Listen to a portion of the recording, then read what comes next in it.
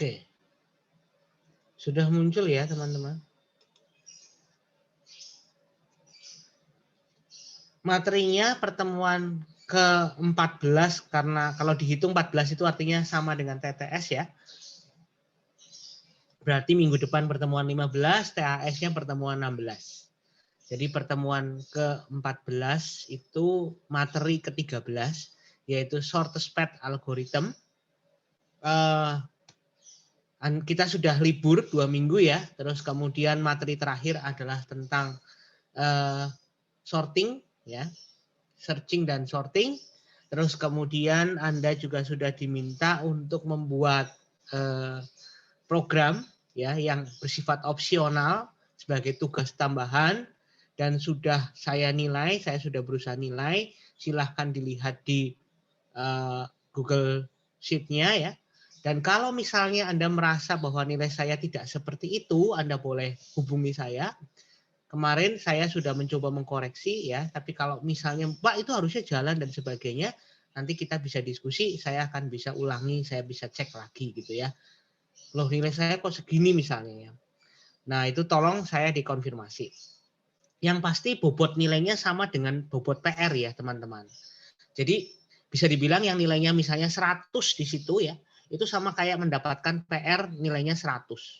Nanti akan diambil beberapa terbaik begitu. Jadi intinya itu sama kayak Anda nambah satu PR baru gitu. Kayak nambah PR model baru. Dan itu akan mendapat nilai bobot yang sama, nanti akan diambil beberapa terbaik, lalu kemudian dijadikan berapa persen ya. Jadi cuma kecil ya, bisa dibilang jadi kecil ya, karena nanti jadinya berapa persen gitu. Saya lupa nanti dilihat di ikhlas berapa persen. Ada tanggapan tentang itu? Ada beberapa yang ngumpul tapi tidak banyak ya saya lihat. Jadi ada beberapa yang tidak mengumpulkan. Ya sudah, artinya saya ngikutin saja sesuai dengan yang kalian lakukan. Gitu. Saya mengkoreksi yang sudah dikumpulkan. Kalau ada tanggapan langsung saya di-cut saja ya. Jadi silahkan Anda bisa langsung mengaktifkan mic-nya. Karena saya tidak bisa lihat chat-nya ya. Jadi tolong pakai mic saja. Pak, itu kalau 0 berarti Gimana? programnya nggak berjalan atau gimana ya Pak? Kalau nilainya lain, kalau nilainya 0. ada yang artinya ada yang tidak sesuai.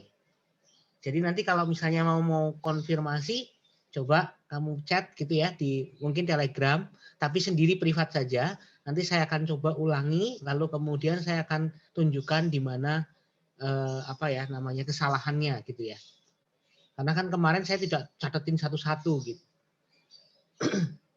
Oke, jadi ada yang karena inputnya, bisa karena outputnya ya dan sebagainya. Jadi bisa macam-macam. Atau cuma bisa jalan satu kali tok atau gimana, nah itu bisa kita lihat. Atau sama sekali nggak jalan ya, di run nggak jalan, itu juga bisa. Nanti aja setelah kuliah ya, tapi yang pasti kalau ada yang pengen tanya silahkan. Di Telegram aja. Oke, saya lanjutkan, shortest path algorithm. Jadi materi ini adalah untuk materi jalur terpendek, mencari jalur terpendek. Kalau materi ini berarti bisa dibilang termasuk di dalam teori optimasi ya teman-teman. Jadi kalau di dalam algoritma itu jalur terpendek memang betul, tapi tujuannya untuk apa sih? Kenapa harus cari jalur terpendek? Itu yang jelas adalah untuk optimalisasi. Anggaplah Anda sedang mengantarkan barang atau Anda sedang mencari jalan gitu kan. Pasti Anda pengennya adalah jalan yang paling pendek, yang paling cepat, sehingga bisa selesai dengan cepat, dengan resource yang sekecil mungkin gitu ya. Dengan kekuatan yang sekecil mungkin gitu istilahnya. Jadi usahanya sedikit. Nah itu namanya optimalisasi. Nah pada kenyataannya ya banyak sekali alternatifnya gitu ya. Jadi alternatifnya itu banyak sehingga Anda harus memilih atau program sistem itu harus memilih mana yang paling baik gitu. Yang paling dalam hal ini adalah kalau path ya, itu kalau jalur berarti yang paling dekat, yang paling pendek. Tapi kalau yang lain misalnya contoh yang lain ya optimalisasi misalnya begini. Anda punya uang gitu ya, Anda punya uang misalnya 10.000, Anda pengen beli barang, maka yang paling Anda itu dengan uang 10.000 bisa dapat apa gitu, bisa dibilang begitu. Yang paling banyak dapatnya. Jadi kriterianya macam-macam. Bisa jadi jumlah barangnya. Jadi nggak masalah dengan kualitas barangnya apa, tapi jumlah barang yang dibeli harus makin paling banyak. Itu ada kriteria segitu ya. Berarti dengan uang minimal Anda bisa dapat banyak barang gitu. Atau bisa dapat yang berkualitas. Nah, itu tergantung kriteria. Atau contoh yang lain misalnya saya punya kriteria gitu ya. Saya pengen makan begitu di tempat atau restoran tertentu begitu, terus kemudian saya punya kriteria begini, nanti dipilihkan oleh sistem restoran yang paling tepat menurut kriteria Anda, misalnya yang paling murah, yang paling enak, atau yang paling apa macam-macam ya kriterianya, bintang 5 dan lain-lain gitu. Itu ada kriteria rekomendasi namanya, nanti kemudian keluar restorannya misalnya. Terus kemudian kalau pet jelas ya, pet itu berarti kalau di peta ya, map gitu, nanti akan dipilihkan jalur yang paling pendek. Walaupun kriterianya macam-macam ya, kalau di peta itu kan kenyataan kalau di jalan itu kan pendek itu belum tentu enak, bener nggak ya? Jadi kalau di Google Map kadang-kadang kita sering dalam tanda petik disesatkan oleh Google gitu ya, sehingga kita loh kok masuk ke desa nih, jalan-jalan sempit gitu, jalan kecil, padahal kita pakai mobil gitu. Jadi mengerikan jalannya gitu ya. Bisa jadi jalannya itu terjal dan sebagainya ya, off road dan sebagainya, bisa jadi seperti itu. Tapi bagi Google itu paling pendek dan tidak macet mungkin gitu ya. Ada kriteria macam-macam, ada yang masalah macet, ada yang masalah mungkin lama lama lampu lalu lintas dan sebagainya. Jadi banyak kriterianya sehingga nanti Google akan memilihkan yang paling benar, istilahnya begitu ya, yang paling tepat. Itu kalau shortest path. Ada juga misalnya Anda punya ruangan misalnya berapa kali berapa ya, 10 kali 10 gitu ya. Lalu kemudian bagaimana cara menata ruangan itu dengan sedemikian rupa sehingga barang yang masuk bisa paling banyak, paling dioptimalkan supaya barangnya masuk semua gitu. Itu ada. Terus kemudian bagaimana misalnya menata ruangan di sebuah toko misalnya, bagaimana Anda mendisplay barang supaya benar-benar masuk semua yang paling efisien. Intinya optimalisasi seperti itu, teman-teman. Biasanya masuk di dalam metode optimalisasi yang modelnya menghitung cost yang paling kecil. Cost itu artinya biaya ya.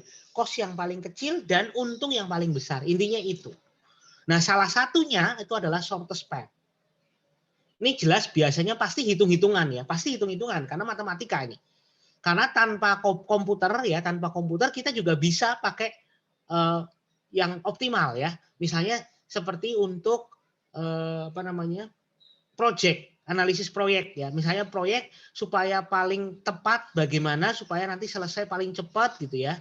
Terus tidak akan terjadi masalah dan sebagainya. Intinya Anda bisa mengoptimalkan sesuatu. Nah, itu biasanya matematika aja cukup sebenarnya ya. Jadi cuma ngitung-ngitung supaya nanti hasilnya paling pas gitu. Nah, di sini karena ini dibuat dalam bentuk komputer ya, bentuknya adalah program gitu ya. Tapi nanti kita tidak membahas secara coding ya, karena shortest path algorithm itu banyak ya, tidak hanya satu algoritma, ada banyak sekali gitu. Nah, outline-nya hari ini kita pertama apa sih kegunaan algoritma shortest path? Yang kedua, algoritma shortest path itu apa saja? Dan yang ketiga, kita bahas satu saja, yaitu algoritma Dijkstra. Ya, algoritma Dijkstra, walaupun ada banyak algoritma lain. Ya, ini satu saja dulu untuk cara ngitungnya bagaimana. Terus, shortest path. Kita biasanya paling sering mendapatkan kasus shortest path ini kalau di zaman sekarang, ini lebih kelihatan. Kalau dulu waktu saya belajar, shortest path itu biasanya digambar dalam bentuk garis-garis begitu ya, garis-garis sendiri. Jadi kayaknya kadang-kadang ada mahasiswa atau orang yang belajar ini tuh ngawang-ngawang, bingung ya, pas contoh kasusnya apa gitu. Nah, biasanya dikasih peta, tapi kan orang akan malas untuk garis-garis di peta ya. Nah, sekarang dengan menggunakan digital, peta digital, map digital, maka kita jadi lebih mudah membayangkan jalur ya, membayangkan jalur atau path-nya. Nah, Google dengan sangat luar biasa membuat Google Map, ada juga Apple Map, ada juga Microsoft dan sebagainya punya map-nya sendiri-sendiri ya. OpenStreetMap juga ada, dan ini kerennya adalah bisa sampai detail ya. Jadi biasanya kalau peta itu kan selama ini Anda tahunya peta yang ada di buku-buku atau di globe ya.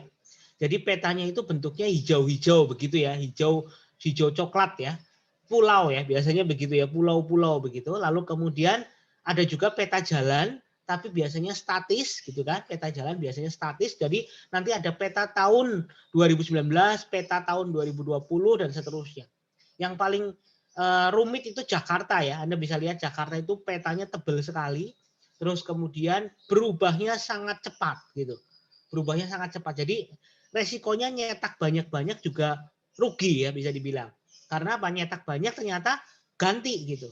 Nah kalau pakai map seperti ini digital enak banget, kita tidak perlu harus mengganti-ganti macam-macam, tidak perlu cetak-cetak dan cukup pakai aplikasi. Nah ini luar biasa dan interaktif ya, luar biasanya interaktif dan bisa menambah titik-titik sedemikian rupa. Bahkan kita bisa menggambar sendiri ya petanya, lalu kemudian kita juga bisa sharing lokasi dan sebagainya. Itu sangat luar biasa menurut saya. Dan ditambah dengan adanya GPS, maka Google bisa dengan sangat baik ya, dia bisa menampilkan jalur dan bisa memprediksi jalur yang paling pas, yang paling pendek menurut dia. Saya pertama kali pakai Google Map dulu ya, awal-awal itu sering sekali salah gitu ya, bisa dibilang tidak akurat. Tapi semakin ke sini, makin modern, makin sekarang ini makin akurat Google Map ya. Kenapa? Karena banyak orang sudah mulai pakai HP Android dan juga sudah banyak orang-orang yang sudah memanfaat atau sudah tahu bahwa oh ini kegunaannya GPS tuh ini gitu. Jadi mereka rela hati untuk menyalakan GPS-nya gitu. Dan itu menjadi data bagi Google. Coba bayangkan kalau buat peta seperti ini tapi nggak ada yang nyalain GPS. Ya nggak bisa gitu ya. Petanya cuma peta statis saja. Jadi peta yang cuma ngitung berdasarkan kondisi saat itu. Padahal real time-nya tidak sama gitu. Kalau Anda lihat kemacetan-kemacetan kok bisa merah, kok bisa kuning, kok bisa biru, itu karena orang nyalain GPS. Nyalain GPS tapi kok diem aja. Nah itulah namanya macet. Ya kan? Dia tuh nyalain GPS kok nggak jalan-jalan, kok nggak gerak. Nah berarti itu akan terjadi kemacetan. Kok banyak banget yang nyalain terus diem aja. Oh ini berarti jalan ini macet. Makin banyak yang nyalain GPS dan tidak bergerak, makin merah, makin merah, makin merah. Dan ketika kita mau menuju ke situ, karena itu namanya prediksi, maka diberi peringatan gitu kan ya, diberi peringatan bahwa oh ini di depan akan ada merah selama berapa menit. Nah dia bisa ngira-ngira posisi ini bergerak dengan menggunakan rata-rata ya. Posisi GPS itu bergerak sampai dengan misalnya dari KM 0 sampai dengan KM 1 itu berapa menit. Nah itu kan bisa dikira-kira. Semua orang seperti itu lalu jadi tahu kira-kira berapa menit nanti macetnya. Jadi itu dia benar-benar berdasarkan hitungan namanya heuristik ya. Hitungan heuristik atau hitungan kira-kira sebenarnya. Tapi berdasarkan data gitu. Itu namanya heuristik. Nah dia ngira-ngira semua orang kan bisa seperti itu ya. Ada orang yang ngebut cepet banget itu ada. Itu berarti kan outlier ya. Bisa dibilang ini orang yang aneh gitu. Karena nggak umum. Tapi ada orang yang umum-umum saja, yang biasa-biasa saja, nyetirnya biasa-biasa. Ada yang naik motor, ada yang naik sepeda, ada yang jalan kaki. Itu semuanya punya data sendiri-sendiri. Jadi Google bisa memprediksi dengan benar. Makin banyak datanya, makin pinter. Itu namanya big data ya.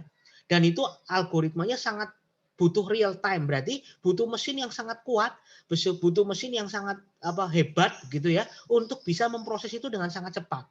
Kalau mesin Anda itu jelek, ya pasti nggak akan bisa ya. Dia bisa memprediksi tapi lambat. Bisa dibilang begitu.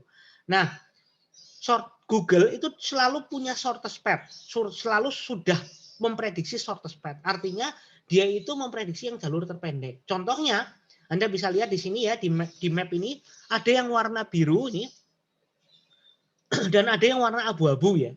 Yang warna biru ini artinya sudah yang dipilihkan yang paling benar ya. Jadi dari Malioboro, ini dari mana ini? Malioboro Mall ya ini ya, Malioboro Mall. Terus kemudian startnya itu dari UKDW kayaknya ya. Ya, startnya itu dari UKDW mau ke Malioboro Mall nih. Berapa menit? Nah, di sini ada yang 6 menit 2,4 kilo, yang ini adalah 7 menit 3 kilo.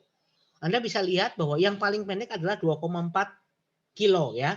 Dan ini adalah warnanya kebetulan biru karena pagi-pagi mungkin ya, atau mungkin malam hari sekalian tidak ada orang sama sekali. Jadi tidak macet. Nah, terus dia tahu ada jalur alternatif lain yang warnanya abu-abu, artinya tidak direkomendasikan. Dan kerennya, kalau Anda pakai peta biasa itu biasanya cuma di garis-garis ya. Garis-garis itu artinya nabrak ya. nabrak gedung, nabrak pohon, nabrak macam-macam. Tapi kalau pakai Google Map ini sudah ngikutin jalurnya ya. Dia bisa ngikutin jalurnya dan bisa ngitung panjangnya ya. Nah ini bagus sekali gitu, jadi sangat akurat dibandingkan dengan peta biasa. Oke, kita sudah dipilihkan. Jadi otomatis kalau banyak skripsi-skripsi yang membuat shortest path itu menurut saya ya kalau di zaman sekarang udah kalah ya. Sudah kalah dengan Google Map. Karena Google Map sudah pasti ngitung yang paling pendek. Gitu ya, sudah pasti. Dia nggak mungkin ngasih yang jelek, itu nggak mungkin. Tapi kalau salah mungkin ya, karena apa namanya prediksi. Jadi Anda tidak bisa marah ya, namanya prediksi dan Anda sudah agree, istilahnya agree menggunakan aplikasi ini ya, artinya ini hanya prediksi gitu ya, tidak bisa tepat. Anda harus tahu sebagai orang komputer ya, Anda harus ngerti bahwa namanya prediksi sistem itu pasti tidak akan tepat, akurasinya ada persentasenya ya. Nah, terus kemudian masalah shortest path umumnya adalah jarak terpendek dari 2 titik ya, dari 2 titik ya. Nah, contohnya adalah pada peta dari UKDW ke Malioboro Mall 2,4 km dalam waktu 6 menit menurut Google Map. Kalau Anda sebagai manusia, mungkin Anda tahu jalan belusukan, tahu ya, jalan-jalan pendek atau jalur tikus, itu mungkin lebih cepat lagi. Dan Google itu tidak selalu bisa seperti itu ya, karena ada data-data yang tidak ada di datanya dia. Lebih-lebih Anda bisa lihat, Google itu tidak hanya ngurusi kita ya, tidak hanya ngurusi Indonesia, tidak hanya ngurusi Anton misalnya begitu, tapi ngurusi seluruh pengguna. Dan itu selalu dinamis, berbeda-beda semua untuk setiap penggunanya, bayangkan. Keren banget ya. Nah, sedangkan ini salah satunya. Jadi Google tidak akan pernah menspesialkan Anton atau menspesialkan Indonesia, itu tidak akan pernah. Ya, bahkan di Indonesia yang kota-kota yang tidak besar, mungkin di daerah kampung halaman kita masing-masing begitu ya, yang kotanya kecil yang mungkin di Google Map itu tidak ada datanya. Jadi tidak bisa dihitung, tidak bisa ketahuan gitu. Ya. Tapi kalau kayak Jakarta, Jogja, Semarang, yang kota-kota besar-besar, Bandung dan sebagainya, pasti detail akurat. Lebih-lebih di luar negeri, di Amerika sana ya dan sebagainya, mungkin akan lebih akurat. Ya, ini bagusnya. Jadi artinya makin banyak data, makin akurat, makin titiknya makin bagus, gambarnya makin bagus, data-datanya makin bagus, makin akurat. Nah, padahal kenyataannya tidak selalu 6 menit ya teman-teman ya. Jadi ini belum tentu benar. Waktu tempuh juga bervariasi tergantung banyak hal. Misalnya padatnya jalan. Pada saat diklik itu mungkin masih biru, tapi ketika jalan ke sana ternyata tiba-tiba macet, itu sangat mungkin ya. Faktor-faktor lain, misalnya jalan ditutup, itu Google juga nggak tahu kalau nggak ada yang lapor, benar nggak? Jadi kalau ada kecelakaan, ada jalan ditutup, itu selalu ada report.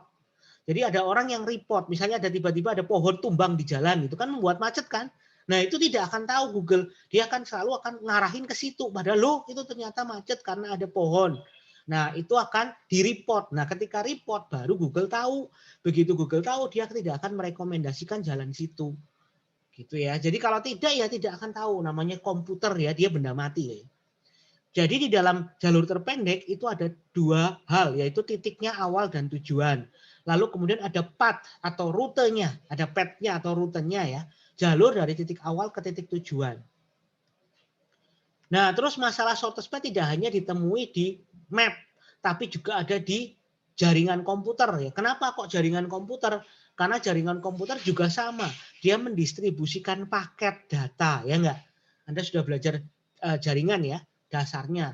Jadi di situ Anda akan mendistribusikan jaringan itu paket datanya. Paket data digital maupun analog, karena ada jalur analog, ada jalur digital. Jalur analog misalnya telepon, ya telepon rumah, itu adalah jalur digital. Kalau Anda belum pakai fiber optik ya. Tapi kalau sudah pakai fiber optik ya sudah digital ya. Teleponnya sudah internet base atau IP teleponi. Nah, terus di dalam jaringan itu juga sama, harus pakai shortest path. Bagaimana caranya ketika kita mengakses data, mengakses alamat, mengakses paket, itu harus yang paling cepat, yang paling pendek supaya cepat datangnya, supaya tidak macet, supaya tidak nge-lag, supaya tidak muter-muter. Nah, itu ya intinya. Nah, ada protokolnya namanya Open Shortest Path First protokol. Nah, itu nanti dipelajari sendiri, saya tidak akan mempelajari itu. Lalu bagaimana mendesain sirkuit? Nah, sirkuit itu ya pokoknya yang berhubungan dengan jalur-jalur itu rata-rata adalah pakai shortest path. Game itu juga macam-macam ya. Game itu mungkin di AI-nya ya. Jadi kalau misalnya kayak Bomberman ya mungkin atau mungkin musuhnya itu mencari kita, posisinya ada di mana ya, mengejar kita. Itu akan berusaha mencari shortest path, mencari jalur terpendek supaya kita ditangkap gitu ya. Karena AI kan berarti musuh biasanya ya. Atau teman kita juga bisa ya, teman main bareng begitu lalu kemudian nanti bisa mengejar kita gitu. Intinya jalur terpendek supaya cepat kan. Nah, terus map itu jelas, delivery system. Nah, delivery system ini ya sama kayak Google, kayak Gojek ya dan Grab, terus kemudian Maxim dan sebagainya. Intinya si driver itu diberi jalur yang paling pendek. Padahal sebenarnya Google sama apa namanya Google sama Grab itu sebenarnya tidak ngapa-ngapain, bener nggak?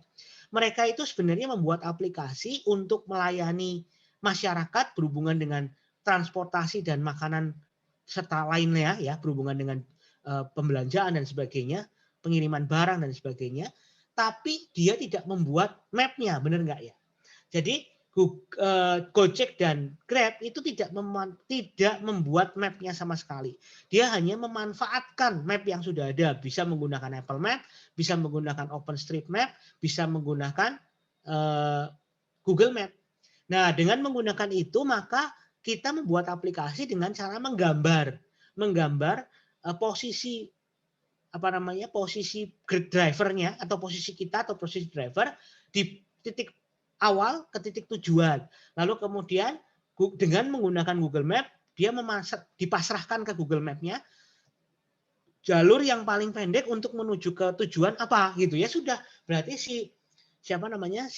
driver itu akan diarahkan menggunakan Google Map atau Apple Map menuju ke tujuan yaitu kita misalnya kalau beli GoFood ya dianterin atau kalau Anda pakai Grab Car dan sebagainya silahkan berarti nanti ada jalur yang paling pendek. Walaupun kalau saya pengalaman di Jakarta terutama ya, kan saya juga nggak tahu ya jalan-jalan di sana ya. Lalu kalau naik Grab atau naik Go-Car dan sebagainya itu ya, biasanya sopirnya juga lebih pintar gitu. Artinya gini, ini kalau ngikutin map itu lambat, macet dan sebagainya. Ini pas jam pagi nih, pas jam kerja gitu. Nah, jadi nanti saya lewatin ini ya, apa jalur tikus gitu ya istilahnya begitu. Jadi lewat belusukan gitu, pendek-pendek, kecil-kecil, gang-gang gitu, tapi memang lebih cepat. Tapi hati-hati juga bahwa bisa jadi kita malah sengaja diputar-putar gitu. Itu terutama kalau di taksi konvensional ya, supaya argonya makin mahal. Tapi kalau pakai Grab maupun Gokar dan sebagainya dulu ada Uber dan sebagainya, itu biasanya tidak masalah. Kenapa? Karena harganya tetap sama. Karena kita sudah dihitung dari awal kan.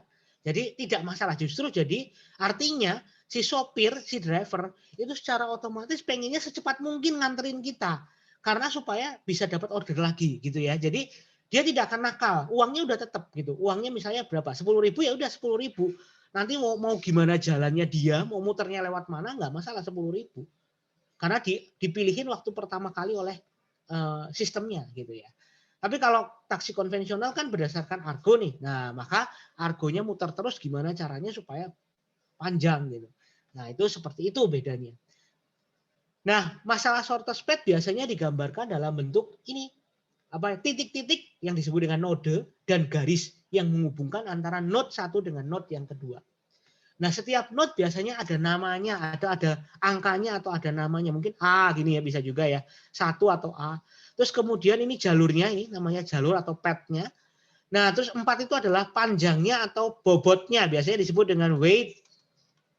Ya, weight atau bobot atau panjang. Kalau di dalam jalan ya berarti 4 kilo misalnya atau 4 meter ya, macam-macam. Itu terserah sistemnya ya.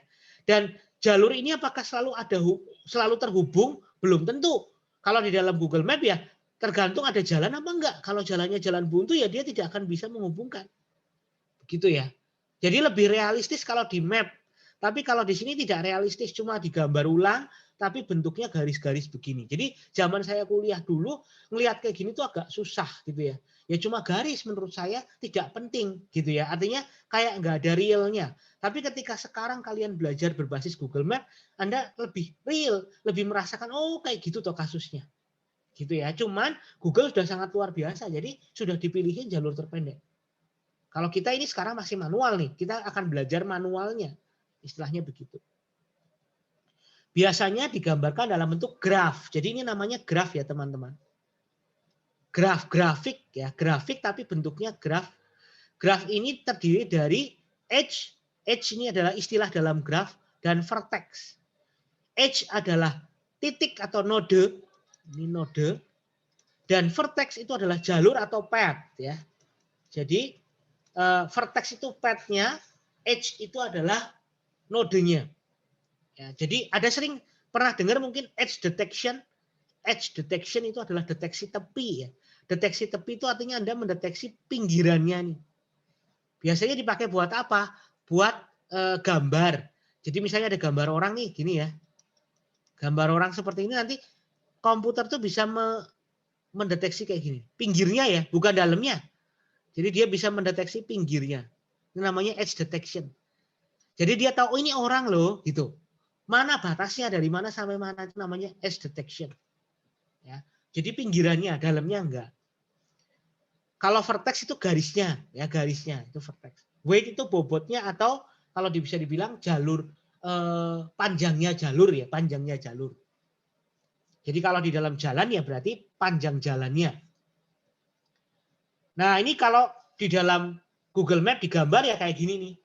Ya dari Malioboro misalnya mau menuju ke UKDW gitu ya atau apa ini dari mana ke mana ini saya nggak ngerti. Angkringan. Sebentar saya back.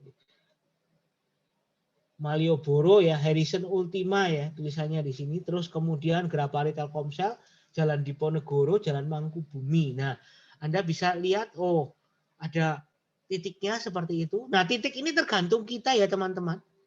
Titik itu apa itu terserah kita ya. Ini terserah kita. Jadi kita yang ngasih titiknya bisa dibilang. Kalau misalnya sistem ini mencari kos-kosan terdekat gitu ya atau restoran terdekat ya titiknya tuh restorannya. Terserah apa misalnya Anda mau mencari SPBU terdekat ya berarti titiknya mungkin SPBU-nya atau mungkin titiknya adalah perempatan-perempatan atau pertigaan-pertigaan. Terserah kita titiknya. Ya, titik itu menggambarkan lokasi kan, menggambarkan lokasi tertentu dengan koordinat. Gitu. Nah, jangan sampai kalau nggak ada jalan ya jangan sampai dikasih garis ya. Kalau di peta beneran ya. Nah, ini nanti biasanya dikasih nama ya. Nah, terus kalau di peta yang lebih jauh, peta yang bukan kota atau peta yang pulau ya, peta pulau ini juga sama. Jadi bentuknya juga titik ya. Ini biasanya menggambarkan kota-kota nih ya. Ini dari daerah Cilacap ya. Cilacap, Purwokerto nih, Purbalingga dan sebagai Banjarnegara, terus Kebumen nih. Terus Gumelar, ini dekat Cilacap, terus ini Aji Barang. Nah, ini adalah titik-titik. Jogjanya di mana ya? Enggak ada di sini. Oke. Ini Gunung Slamet dan sebagainya di Purwokerto. Terus ini Pacitan kenapa enggak ini Pacinan kok enggak dimasukin ya? Misalnya ya karena enggak dikasih titik. Kalau mau ya enggak apa-apa. Terserah. Kemudian Anda kasih garis. Nah, garis ini kan bohong ya. Kenapa garis ini bohong? Karena belum tentu ada jalurnya. Nah, zaman dulu biasanya modelnya kayak gini. Jadi ketika kita garis seperti ini mungkin sungai misalnya ya. Nah, ini kalau sungai misalnya ya, kalau ini sungai berarti nabrak sungai dong. Iya. Nah, ini jeleknya. Kalau zaman Merapi dulu ya, Merapi itu kan dulu apa namanya? Erupsi kan, erupsi atau meledak begitu, meletus. Nah biasanya orang akan takut kan, wah ini saya KM berapa nih gitu ya. Nah ada berita-berita yang misalnya bilang jarak amannya adalah 20 kilo misalnya gitu ya, atau 15 kilo atau berapa gitu. Nah terus kita ngitung-ngitung kan, wah ini saya berapa nih. Nah Anda biasanya cuma garis saja dari titik pusat Gunung Merapi ke kita. Padahal kenyataannya kan itu tidak garis ya, tidak hanya garis begitu saja, tapi itu meliku-liku istilahnya. Mungkin ada pohon, mungkin ada hutan, mungkin ada gunung-gunung lain kecil-kecil, bukit-bukit dan sebagainya. Yang jadi kalau laharnya itu turun begitu ya istilahnya ya, laharnya itu turun, maka tidak akan langsung kena ke kita gitu. Jadi nggak perlu takut sebenarnya ya, kecuali kita memang dekat sekali dengan puncak Merapi. Nah, itu mungkin agak mengerikan, tapi orang-orang dulu namanya panik ya, malam-malam gitu ya jam 12 dengar berita, wah, ini lahar sedang turun. Wah, lahar sedang turun. Kilometer berapa sudah bahaya. Wah, langsung takut semua. Gitu. Ya, jadi ini memang Kita kalau di Jogja itu berarti atas itu Merapi, bawah itu laut gitu ya. Jadi kalau mau kena tsunami bisa dari bawah, kalau mau kena lahar dari atas, gempa bumi di mana-mana gitu ya intinya. Jadi ya masing-masing karena kita masuk ke cincin api gitu ya. Modelnya seperti ini, edge dan vertex ya. Jadi edge itu adalah titiknya, vertex itu adalah garisnya. Nah, karena bentuk itu tidak memungkinkan kita gambar, komputer kan nggak tahu garis, nggak tahu titik ya. Jadi bentuknya adalah dalam bentuk graf. Graf itu banyak digunakan dalam komputer, terutama dalam game dan sebagainya ya, dalam hal pemrosesan struktur data. Nanti di materi struktur data akan diajarkan tentang graf. Terus ada mata kuliah sendiri Pak Gunawan biasanya dulu ngajar teori graf. Itu secara matematika maksudnya. Tapi bisa dipakai algoritmanya. Jadi algoritmanya macam-macam ya. Nyari jalur terpendek dan macam-macam sekali. Graf itu banyak dipakai. Di dalam semantik web dipakai, di dalam game dipakai, di dalam struktur data dipakai, dalam jalur-jalur seperti ini dipakai. Ya. Jadi graf itu menggambarkan, Anda bisa lihat, graf itu adalah sebuah node yang bisa berisi informasi apapun. Node itu bisa menggambarkan satu karakter dalam game, itu bisa ya. Dengan berbagai macam kemampuannya dia. Lalu garis itu bisa menggambarkan apa? Jalur bisa, relasi bisa. Misalnya A itu adalah orang tua dari B, itu bisa. A itu adalah teman dari B. A itu adalah guru dari B, itu bisa. Ya. Jadi panah itu garis itu ada gunanya istilahnya. Ada relasi. Nah, relasi itu bisa kita definisikan sendiri. Relasi apa? Terserah. Intinya ada satu data dengan data lain itu berelasi. Nah, relasinya ada dua macam. Relasi yang grafnya tidak berarah, atau ini tidak ada panahnya, ya, ini namanya tidak berarah. Itu berarti dua-duanya setara biasanya bisa dibilang. Kalau di dalam Facebook ya, Facebook itu berarti saya dan artinya Facebook atau mungkin Instagram atau Facebook atau mungkin media sosial itu berarti begini. A itu berteman dengan B, B itu berteman dengan A gitu. Jadi dua-duanya otomatis. Pasti nyambung istilahnya ya. Jadi langsung berteman. Jadi misalnya contoh Facebook benar. Misalnya saya meng-add Anda ya. Saya Anton, ini Anton meng-add Budi misalnya. Saya nge-add Budi, maka saya ngeklik add friend gitu ya. Lalu kemudian Budi ngeklik confirm. Maka otomatis Anton dan Budi itu otomatis akan berelasi otomatis teman, friend. Jadi kalau di sini digambarkan sebagai friend, ya. Nah, Budi tidak perlu harus ngeklik A juga. Jadi cukup A yang ngirim atau Budi yang ngirim request-nya. Tidak perlu dua-duanya gitu ya. Maksudnya seperti itu. Jadi cukup salah satu konfirmasi itu sudah oke. Sudah dua-duanya garisnya satu. Tidak perlu harus dua arah. Jadi cukup tidak perlu pakai panah istilahnya. Itu udah friend. Friend itu dua arah otomatis kan. Namanya Anton berteman dengan Budi, Budi pasti berteman dengan Anton, nggak mungkin tidak. Tapi kalau Twitter itu beda. Ya, Twitter itu adalah follow dan di follow ya. Follow dan follow. Instagram juga sama, follow dan di follow. Kita sering sekali memfollow artis ya atau public figure. Tapi artisnya kan cuek dengan kita, nggak kenal, maka tidak akan pernah memfollow kita. Nah, misalnya A itu Anton gitu ya, memfollow presiden, misalnya Jokowi misalnya. Oke, saya follow Pak Jokowi. Tapi Pak Jokowi tidak follow saya. Maka panahnya A, panah B. Gitu. Jadi ini artinya berarah satu arah gitu ya. Satu arah saja, jadi tidak dua arah. Bertepuk sebelah tangan istilahnya seperti ini. Ya, betul ya. Kenapa? Karena B tidak memfollow A. Nah, ini namanya follow di follow di Twitter, di Instagram kalau nggak salah seperti ini ya. Nah, kalau di dalam jalur atau di dalam peta, maka panah itu menggambarkan jalan satu arah. Jadi kalau ada jalan satu arah, maka gunakanlah panah. Contohnya kalau di Jalan Jenderal Sudirman ya, itu kan satu arah ya. Nah, Anda harus tahu arahnya kemana. Kalau Anda dua arah, maksudnya jalan di desa biasanya dua arah tidak masalah, maka nggak usah pakai panah. Nah, di dalam peta seperti itu teman-teman. Ada pertanyaan atau ada tanggapan selama saya dari tadi ngomong? Halo, dengar nggak suaranya? Teman-teman, halo? Aman? Aman, Pak. Aman. Oke. Jelas ya, saya menggambarkan, saya menceritakan dengan jelas ya. Nanti habis itu baru ngitung-ngitung kita. Nah, graf yang lain adalah ada namanya loop. Loop atau circle atau cycle atau loop. Nah, berarti arahnya panahnya atau arah vertexnya itu adalah kembali ke edge asalnya. Jadi cuma muter aja. Jadi kalau kayak gini ya cuma kayak gini. Nah, bisa berarah, bisa tidak berarah ya.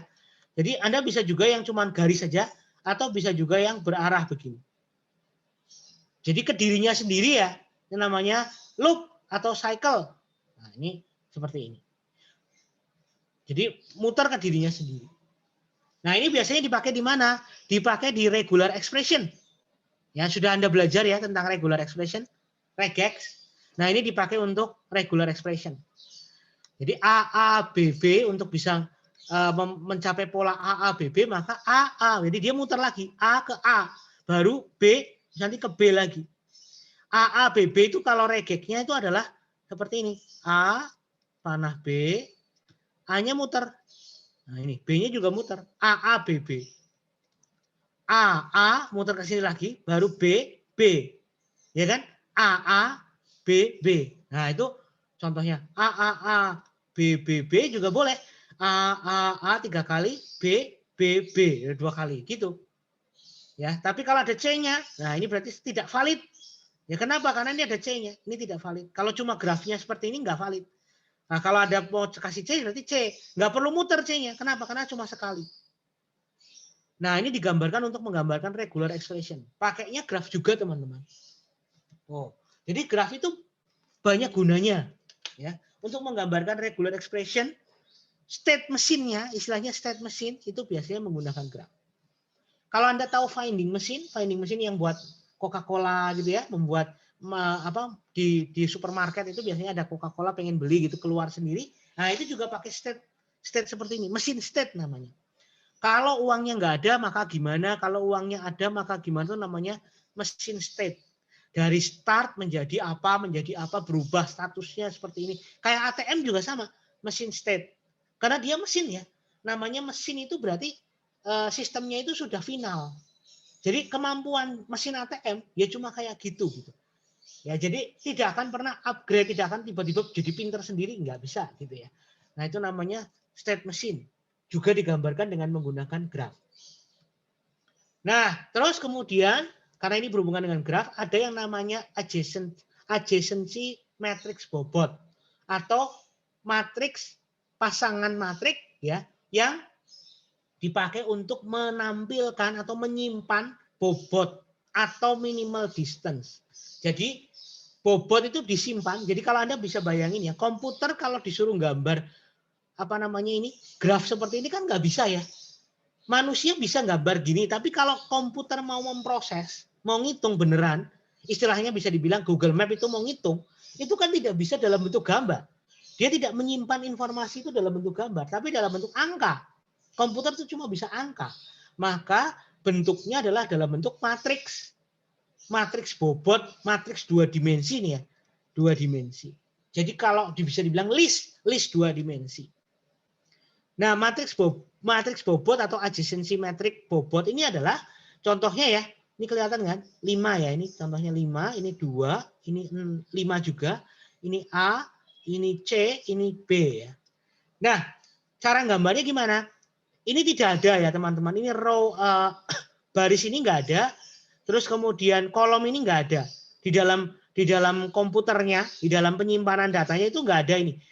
Baris dan kolom pertama ini nggak ada. Ini tidak ada. Ini cuma kita aja.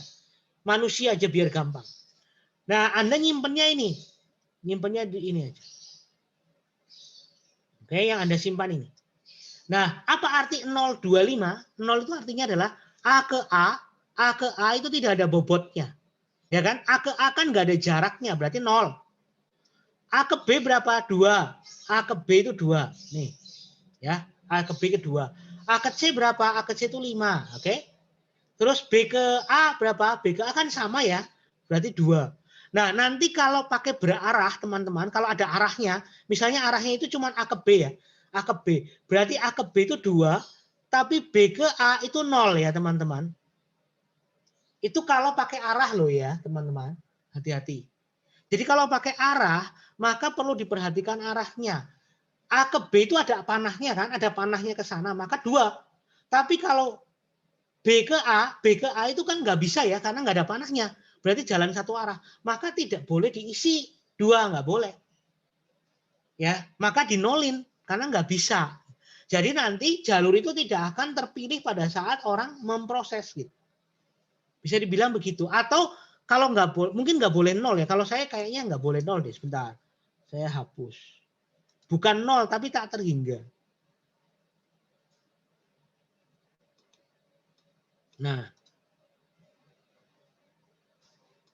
kayaknya bukan 0 tapi tak terhingga. Jadi harus diganti garis ini. Unlimited apa? Nah, gini ya.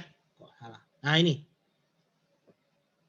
Jadi unlimited. Jadi maksudnya adalah supaya nggak dipilih. Bukan 0. 0 kan malah pendek ya, malah kecil ya. Kalau malah kecil nanti malah terpilih. Jadi unlimited atau apa ya? Tidak terhingga ya. Tidak terhingga. Nah, tak terhingga itu artinya kan berarti justru gede banget kan. Nah, artinya jangan dipilih karena nggak boleh. BKA kan nggak ada jalurnya. Begitu teman-teman paham ya.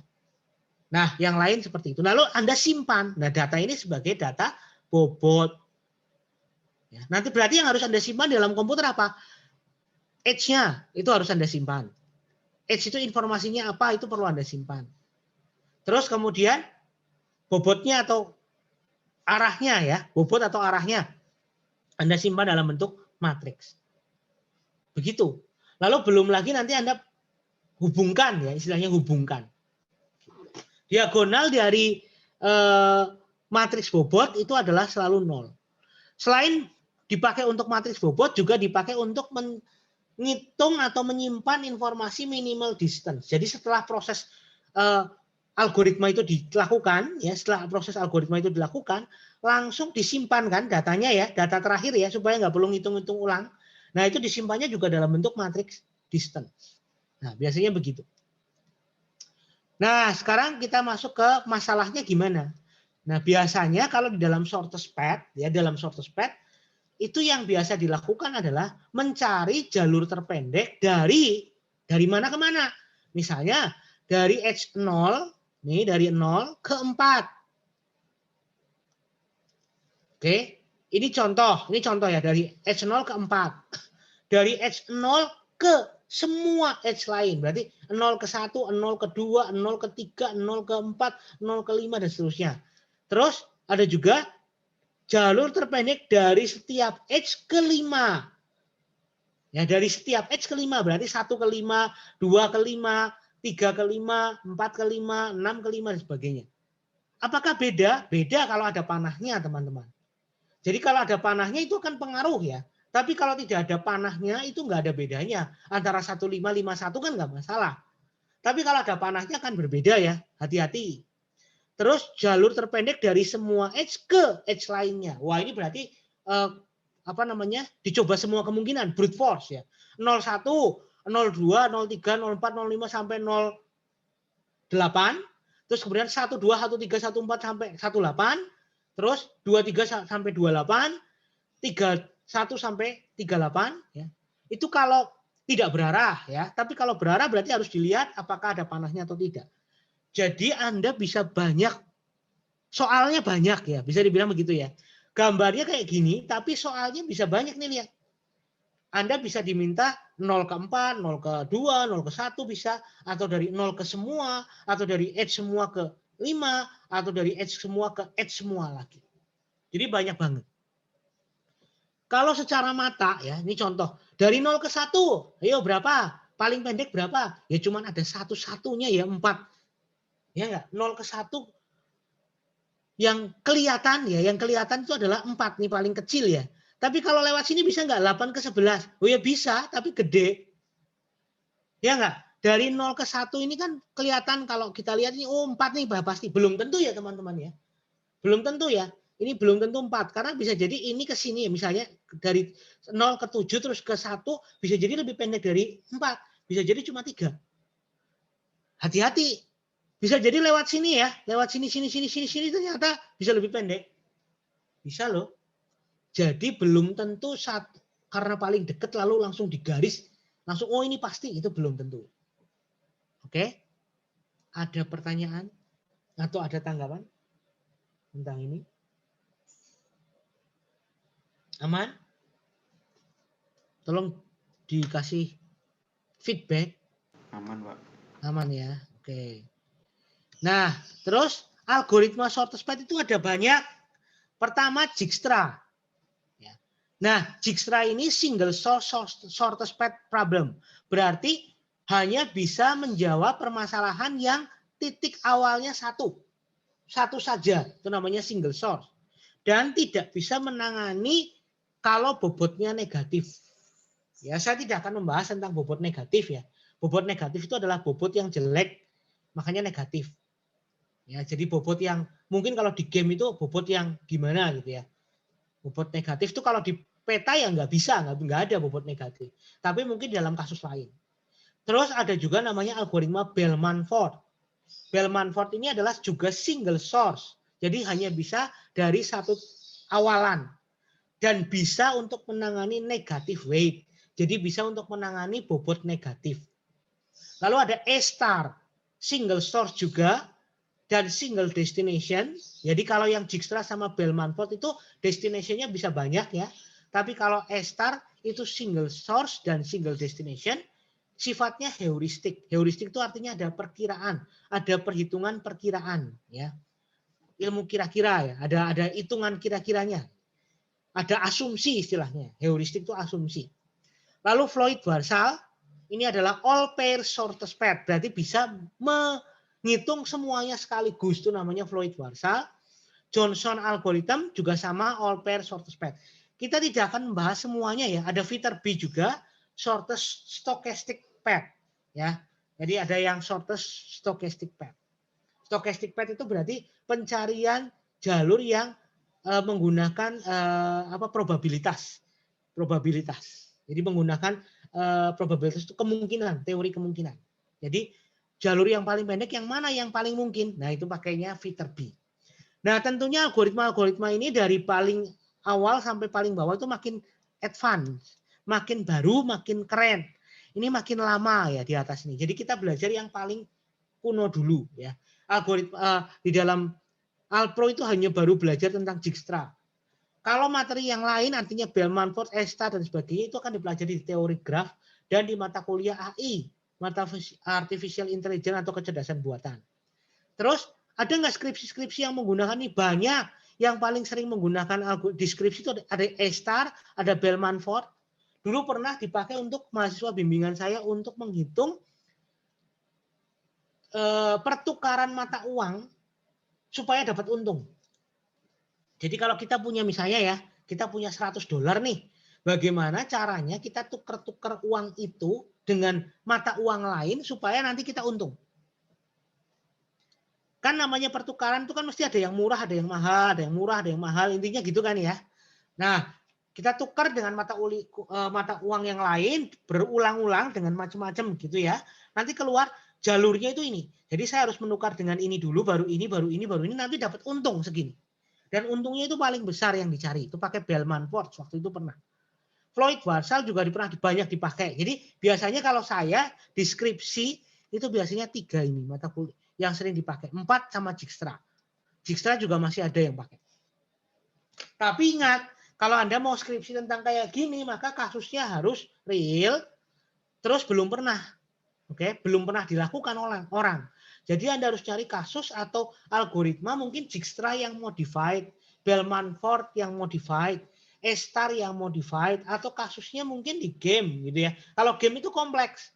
Tapi kalau cuma jalur terpendek, Google sudah menang. Oke, jadi kalau Anda cuma mau ngitung kos-kosan terdekat di mana, nggak penting. Pakai Google aja bisa. Benar nggak? Skripsi Anda itu kayak nggak ada gunanya. Betul kan? Karena Google sudah sangat canggih. Jadi kalau berhubungan dengan peta-petaan, kayaknya kita nggak akan menang, ya, nggak akan menang. Jadi jangan ke arah peta-petaan. Kalau Anda mau pakai peta ya silahkan, tapi peta itu dipakai untuk bukan untuk ngitung jalur terpendek, Jadi bukan menjadi inti dari skripsi Anda, gitu ya. Tapi untuk pemanis misalnya kayak Anda mau buat Gojek gitu ya, berarti kan butuh peta. Tapi kan peta bukan menjadi intinya Gojek, karena Gojek tahu bahwa dia itu bukan pembuat petanya. Dia tidak akan mengklaim apapun terhadap peta. Tapi dia mengklaim bahwa layanan saya Gojek ini itu beda dengan layanan yang lain, bukan pada petanya gitu. Jadi Anda kalau skripsi penelitian dan sebagainya itu bisa menggunakan algoritma orang, tapi bukan menjadi intinya. Jadi sebagai pemanis saja, pembantu saja gitu. Kalau sebagai pembantu boleh, karena cuma buat membantu. Tapi algoritma inti atau rumus inti itu harus kalian, harus belum pernah.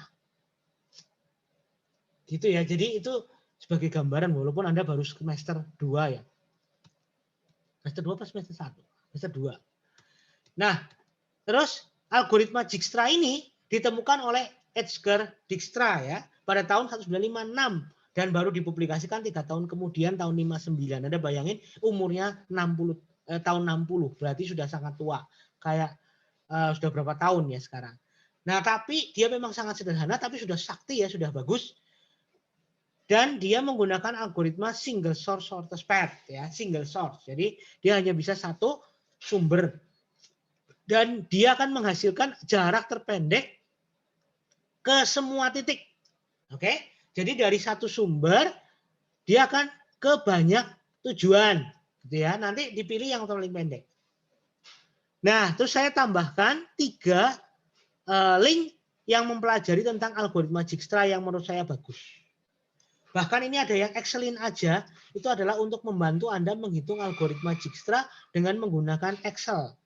Kalau yang pertama ini simulator, yang kedua ini bisa gambar graf sendiri teman-teman. Ini akan saya demokan nanti. Ya, grafonline.ru. Bentar ya, saya tunjukkan.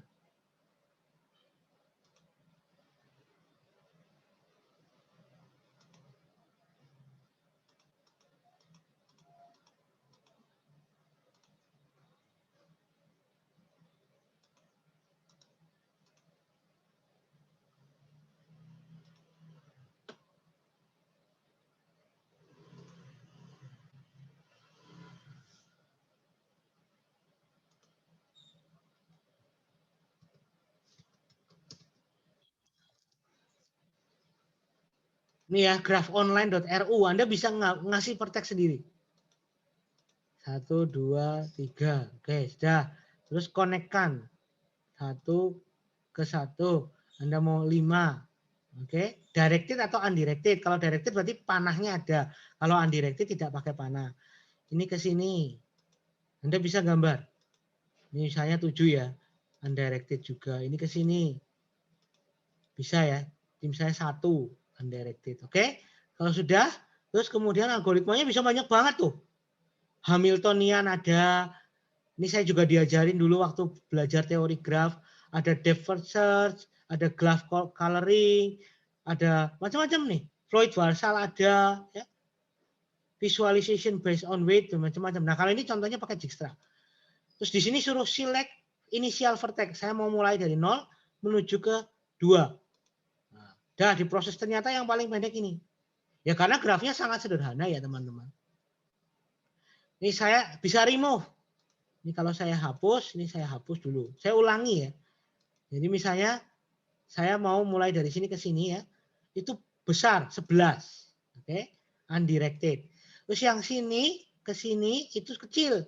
1 undirected, yang sini juga ke sini juga kecil. 2 aja, 1 juga. Oke, jadi 2 ya. Nah, sekarang saya akan menuju dari 0 ke 1 ya. Lebih pendek mana? 0 ke 1. Nah, dia kan lewat bawah, teman-teman. Lihat. Tidak selalu ke yang satu garis tok ya. Jadi bisa lewat bawah. Nih, bisa lewat bawah. Oke, jadi bisa lewat bawah. Jadi ini kan 2. Yang ini 11. Anda bisa bayangin. 2 sama 11 ya jauh banget kan. Jadi 11 itu tidak akan dipakai. Nah, ini 2 aja nih. Shortest path-nya 2. Nah, seperti itu. Ini bisa show report, show full report. Nah, ini tahu ya, ada panjang. Keren lah istilahnya. Cuma dia tidak bisa negatif bobotnya. Jadi memang tidak memungkinkan untuk bobot negatif di ini ya, graf online ini nggak bisa. Nah, zaman saya kuliah dulu nggak ada kayak gini website-website seperti ini. Nah, ini buat membantu. Jadi kalau saya sampai bilang zaman sekarang belajar itu sangat mudah. Oke. Jadi kalau Anda sampai bisa bilang males ya keterlaluan ya kalau saya bilang ya. Ya cuma masalah Anda nggak mau aja. Belajar itu sangat mudah, interaktif lagi. Luar biasa gitu ya. Ya tapi jangan membuat Anda jadi bodoh ya. Kalau sudah kayak gini, nggak perlu belajar, sudah ada. Nah, Anda harus tetap tahu konsepnya, harus tahu core-nya.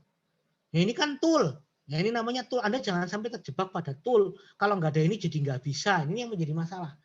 Orang zaman sekarang itu kayaknya apa-apa gampang ya. Jadinya apa?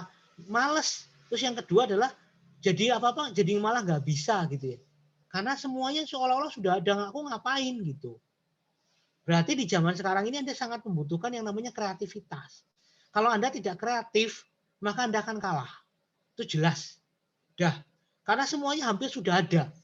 Nah, kalau semuanya udah ada, terus kita mau apa? Supaya kita bisa menang, kita supaya unggul bagaimana? Berarti harus ada sesuatu yang lebih dari ini semua. Bayangkan sulitnya hidup di zaman sekarang. Beda dengan zaman dulu. Orang banyak yang nggak tahu. Ya kan? Teknologi belum begitu masif seperti sekarang. Jadi apa-apa orang bisa kayak berkreatif sendiri gitu ya. Nih aku menemukan. Padahal di tempat lain sudah ada. Tapi karena orang nggak ngerti, ya udah. Tapi kalau kayak gini zaman sekarang luar biasa. Kita buat kayak gini, buat skripsi udah ketawa ya kan. Padahal ini buat kayak gini sulit loh. Jelas saya juga nggak yakin bisa buat dengan cepat. Buat seperti ini. Tapi apa? Sudah ada. Lah kalau Anda skripsi kayak gitu terus ngapain? Lah sudah ada. Luar biasa kan tantangannya. Ya, jadi itu kesulitannya zaman sekarang. Apa-apa sudah ada. Itu justru mengerikan. Ya enggak? Kita mau buat apa sesuatu yang baru? Anda bisa bayangin misalnya jualan roti ya. Roti apa yang rotinya paling enak yang bisa bakal laris? Kalau roti tawar, roti sobek sudah pernah. Roti bakar sudah pernah. Lah semuanya udah pernah. Semua orang akan saingan. Nah terus gimana supaya saya laku? Supaya saya bisa jualan dengan baik? Anda harus menciptakan sesuatu yang unik. Nah, inilah kesulitan atau tantangan hidup di zaman sekarang. Ya, jadi jangan malas. Kalau malas ya tambah parah nanti. Anda harus kreatif sekreatif mungkin. Oke, nah terus kemudian di sini pseudocode Dijkstra ya. Pseudocode Dijkstra ini saya tidak akan langsung ke aplikasinya ya, implementasi codingnya gimana enggak. Yang pasti di sini Anda harus membuat jalur. Ini vertex ya. Berarti Anda harus membuat struktur data untuk menyimpan jalurnya. Oke. Dalam bentuk apa? Macam-macam, dalam bentuk matrik tadi. Lalu kemudian diinisialisasi semua ya. Distance-nya, jaraknya semuanya awalnya infinity. Infinity atau unlimited tadi ya. Lalu kemudian jarak previousnya, jarak sebelumnya ini juga undefined. Ini namanya inisialisasi. Lalu tambahkan setiap vertex ke edge-nya. Ya, terus kemudian distance-nya dari source itu 0. Jadi jarak dari source semuanya 0. Ini pertama kali ya, ini namanya inisialisasi. Lalu Anda looping untuk setiap edge, untuk setiap edge selama belum selesai, belum habis, semua edge belum selesai, belum dikunjungi maksudnya, belum dicoba. Berarti while key is not empty adalah selama semua edge belum dikunjungi semua, belum dipakai semua, maka lakukan ini semua. U sama dengan vertex in key, berarti ambil jalur di dalam pasangan edge ya, key itu pasangan edge with minimum distance U ya. Jadi cari yang jalurnya paling pendek. Berarti Anda harus mencari apa? Minimum. Minimum itu algoritma untuk mencari yang paling kecil. Jangan bilang belum pernah, belum bisa. Cari minimum bagaimana? Sudah dari pertemuan satu kayaknya ya, minimum. Cari maksimum gimana? Jadi algoritma-algoritma yang saya ajarkan di awal-awal, yang dasar-dasar seperti bilangan prima, permutasi, kombinasi, faktorial, minimum, maksimum, maksimum kedua, frekuensi, dan sebagainya, itu semua adalah algoritma-algoritma dasar yang akan dipakai lagi di dalam algoritma yang lebih advance. Contohnya kayak gini nih, contoh pseudocode Dijkstra. Ternyata dia mencari algoritma minimum. Ya kan? Berarti kan ini saya anggap sudah bisa nih. Nggak boleh saya ajarin lagi. Kan sudah biasa minimum. Lalu remove. Remove itu berarti menghapus. Menghapus data di dalam list atau menghapus data di dalam array itu kan sudah biasa. Jadi Anda sudah tahu, sudah pernah diajarin di praktikum juga. Lalu dan sebagainya. Lalu hitung jalurnya ya, panjangnya ya. Lalu cari alternatif yang lebih kecil. Intinya gitu. Alternatif adalah distance ditambah length. Berarti jarak ditambah length yang. Jarak itu artinya jarak yang sampai saat ini ya. Jarak yang sampai saat ini disimpan berapa? Lalu ditambah dengan panjangnya yang berikutnya. Ya, panjang berikutnya. Misalnya contoh dari sini ke sini ya. Terus kemudian ini ada lagi tadi. Tadi kan seperti ini nih. 11, ini 2 misalnya. Kalau ke sini dulu langsung kan 11, jauh. Berarti jangan langsung, tapi dicatat dulu. Oh ini 11. Yang sini 2, lo lebih kecil 2, ya pilih yang 2 dong. Jadi jika alternatif lebih kecil dari distance, pilih yang itu. Paham ya? Jadi itu yang dimaksud dengan mencari jalur terpendek. Jadi dia nyari yang kecil dulu, jangan nyari yang 11. Udah jelas-jelas 11 sama 2 kok, ya cari yang 2. Nah terus kalau sudah berarti dicatat ya. Berarti sekarang dari sini ke sini itu 2. Lalu ditambah lagi 2. Berarti 2 tambah 2. Ini loh. Distance ditambah length. Itu artinya 2 distance-nya tambah 2 lagi length-nya. 2 tambah 2 sama dengan 4. Udah selesai ternyata final. Ya sudah. Kalau Anda milih yang 11 salah. Paham ya? Karena langsung besar. Itu pseudocode-nya. Nah kalau Anda pengen tahu implementasinya, itu pakai ini ya, gigs for gigs. Anda bisa cari gigs for gigs. Itu algoritma pakai Python ya, tapi sudah advance. Kenapa kok advance? Karena Dijkstra itu butuh struktur data yang lebih kompleks. Tidak hanya bisa list biasa. Tapi dia butuh mungkin kelas dan sebagainya. Sehingga di dalam algoritma dalam Alpro ini tidak dibahas secara detail tentang dalam programnya. Jadi Anda silahkan belajar sendiri dulu ya. Nanti di struktur data ketika struktur datanya Anda sudah menguasai, Anda bisa lebih mudah lagi. Tapi kalau sekarang mau belajar silahkan. Ini ada linknya. Dan ada banyak lagi algoritma Dijkstra yang lain. Jadi Anda bisa googling untuk nyari source code lainnya. Oke. Di materi Alpro hanya diajarkan cara ngitungnya dulu. Oke, sekarang ini cara ngitungnya gimana? Oke. Tadi yang namanya Dijkstra itu adalah dari satu titik ke semua titik ya teman-teman. Dari satu titik ke semua titik. Perhatikan, dari satu ke semua. Dalam hal ini startnya adalah A. Jadi dari A nanti akan dihitung ke A, B, C, D, E. Oke ya.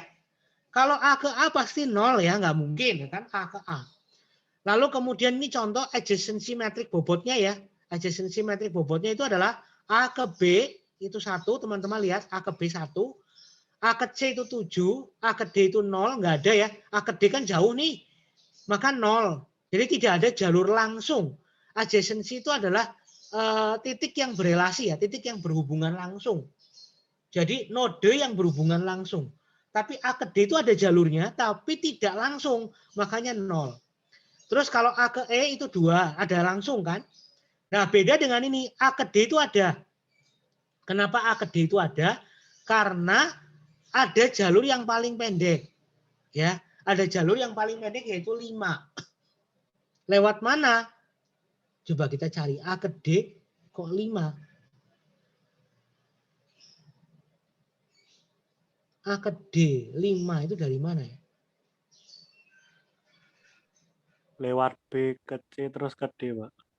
B ke C Terus ke D. Oh iya, ya betul. Terima kasih. Jadi 1 tambah 3, 4 tambah 1 lagi 5 ya. Betul ya. Jadi ini minimal distance ya. Lihat. Ini berarti sudah yang paling pendek. Jadi ini jawabannya seolah-olah gitu ya. Ini jawabannya. Ini jawabannya minimum distance. Bukan lewat yang jauh-jauh ya. Ini kalau 7 tambah 1 kan 8. 2 tambah 7 berarti 9 ya. Berarti kan nggak mungkin. Nah, cara ngitungnya gimana? A ke A 0 ya. A ke B berapa? A ke B 1 ya. A ke C berapa? A ke C yang paling langsung 7 ya. Terus A ke D tidak bisa ya. Infinity ya. Terus A ke E 2. Ini pertama kali. Lalu kita cari paling minimum. Paling minimum itu ini ya. Ini paling minimum. Berarti minimum itu adalah langkah berikutnya. Berarti dari sini ke sini. Oke, berarti B. Sekarang kita pilih B. Karena itu adalah jalur yang paling pendek. Oke. Terus kalau A ke, ini kan A ke A sudah, berarti sudah dilewati ya. Ini berarti tulisi sudah. Kan nggak mungkin B ke A lagi, Wong. Ini kan sudah ke sana, sudah jalan ke sana, berarti sudah nggak perlu balik kan. Yang sudah dilewati sudah. B ke B ya 0 kan. B ke B udah. Ini kan berarti artinya dia turun aja. B ke B itu 1 lewat A. Ya, paham ya? Jadi ini kan sudah tinggal turun aja. Bukan B ke B lagi, tapi tetap startnya kan dari A ya. Startnya dari A. Jadi A ke B itu kan 1. Berarti di sini A B ke B itu artinya 1 adalah mulai dari A. Lewat A. 1 lewat A. Terus B ke C. Nah, B ke C itu lewat mana? Kalau B ke C kan harus lewat A. Berarti 1 tambah 3. Berarti 4 ya. Lewat B. Betul ya, lewat B. 1 tambah 3. Nggak ada jalur yang lebih lain tuh. Nggak ada tuh. Ini kan 7. 7 kan jauh ya. 7 kan jauh. 2 nggak mungkin. 2 tambah 7 juga. Lewat sini lebih jauh lagi. Oke, berarti lewat sini. 1 tambah. Terus kemudian B ke D. B ke D lewat A. Berapa? Ini tadi infinity ya. B A ke B berarti nggak ada kan jalurnya ya. Nggak ada ya. Ini kan nggak bisa langsung kan. B ke D kan nggak bisa. Maka infinity. Terus kemudian B ke E. B ke E lewat A ya. Lewat A. Berarti 2. Ini lewat A. Oke, terus karena ini sudah ada jalurnya. Jadi kalau ini sudah ada jalurnya ya pasti tinggal turun aja. Ini udah. Terus kemudian yang paling kecil lagi apa? Ini kan tadi sudah. Ini sudah ya. Berarti yang paling kecil pilih E ya. Ini kan tadi sudah ya. Perhatikan ini kan tadi sudah. Ini juga sudah. Ini sudah. Kan sudah sampai B maksudnya. Berarti berikutnya apa? Antara C, D, E yang paling kecil. E kan? Oke, ini E. Berarti turun. 2 di sini. Lewat A. Oke, turun. Nah, turun ke sini. Terus berarti ini E ya. E. E kan berarti ini sudah. Nah, mungkin kan? Ini juga sudah. Terus sekarang E ke C. E ke C lewat B, ya kan? Anda bisa lihat ya, 4 terus kemudian ke E. Lewatnya mana?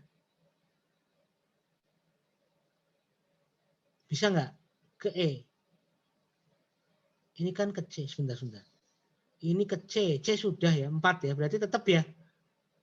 Kan nggak ada jalur lain kan? Ini E. Bentar, saya lihat. Ya betul ya. Masuk B tetap 4.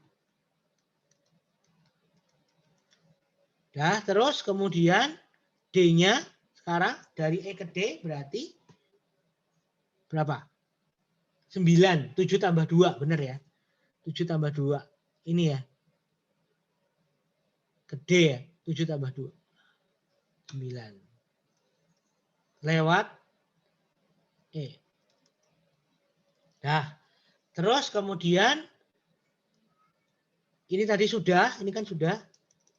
Ini sudah, berarti E sudah, berarti ke sini sudah, ini sudah, ini sudah, ini sudah. Terus kemudian yang paling pendek lagi adalah apa? C sama D. Berarti C ya. C turun. C. Ini sudah. Ini sudah. Oke, terus kemudian C ke D sekarang. Lewat mana? Ini tadi 9 paling panjang. C ke D harusnya 1 tambah 4. 1 tambah 3 tambah 1 kan. Ini 1 tambah 3 tambah 1. Bisa lebih pendek. 4. Lewat C. Oke, berarti ini bisa ya lewat sini ya. Terus ini sudah. Ini kan E tadi sudah. Sudah, terus Anda bisa milih Salah satu terserah. Mau C. Ini kan C sudah, berarti tinggal D ya. Tinggal D. Ini sudah. Ini sudah. Ini juga sudah. Ini tinggal turun aja. 4. Ini sudah. Ini 4. Oke, hasilnya seperti ini. D-nya 5. Ini karena milih 1 tambah 3 tambah 1. 4 harusnya, kok 5? Ya harusnya 4 ya. Ini saya edit dulu. 1 tambah 3 tambah 1 kan? 4.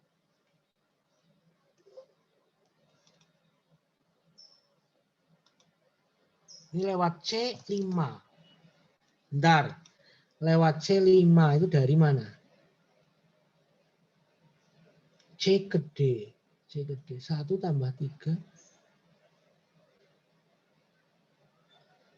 4, 5. Oh iya 5. Oh iya 5 ya. Betul ya 5 ya. Sorry.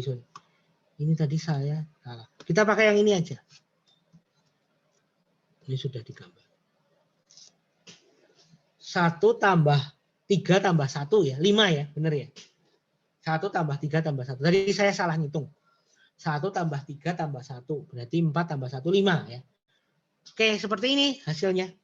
Nah, terus kemudian kita akan hitung satu persatu. Kalau jalurnya A, startnya A, kalau ke B berapa? Kalau ke B berarti ambil yang paling pendek. Oh ini. Jadi kalau ke B 1. Kalau ke C berarti paling pendek adalah 4. Lewat B. 1 tambah 3. Ya.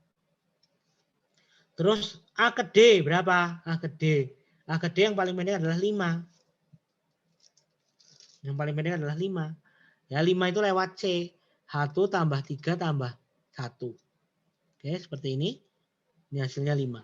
Terus A ke E sama dengan 2. A ke E sama dengan 2. Itu lewat langsung ya. Langsung sebelahnya. Nah, seperti itu. Jadi, kalau jalurnya itu misalnya Anda disuruh dari A ke E, maka pilih langsung 2. Kalau Anda mau milih ke A lewat ke C, gimana? Berarti pilihannya 4. Gitu. Seperti itu, teman-teman. Ini adalah Dijkstra. Jadi, kita bisa menghitung semuanya. Nah, kalau Anda ingin mensimulasikan ini, ya tinggal disimulasikan. Ya, tinggal disimulasikan di graf yang tadi. Anda bisa nyoba. Oke, kita bisa nyoba ya. Anda bisa gambar ini di websitenya. Nah, ini saya hapus. Di-clear aja, di-clear. Oke, ini cukup banyak ya. Itu apa namanya gambarnya? A, B, C, D, E. Oke, kita buat. Anda bisa buat A. Ini sembarangan aja. A, B-nya kemana? Oh, A-nya di situ salah. Bisa nggak digambar? Oh, nggak bisa. A, B, C-nya, C, D, E, gitu ya, misalnya. Terus connect vertex. Oke, ini ke sini. Berapa? 1. Undirected ya, karena tidak ada. Terus kemudian B ke C 3. Ditulis 3. Undirected. Oke, terus C ke D 1. 1. Undirected. Terus kemudian D ke E 7. Ini 7. Terus C ke E 5.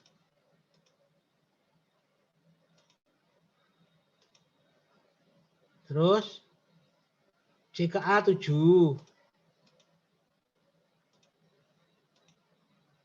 Terus kemudian ini ke sini 2 ya. Oke, sudah cukup gambarnya sama kan? Nah, startnya Anda akan ngitung ini. Find, misalnya dari A ke E, berapa? Dia akan ngitung, oh paling dekat ini. Oke, paling dekat adalah dari 0 ke 4 adalah 2. Nah, benar kan? Sama dengan hitungan kita ya. Kalau A ke D bagi berapa? 5. Coba ya. Ini kita clear dulu. Enggak bisa ya. Di clear. Nah, udah. A ke E. B, C, D. Apa tadi? A ke D.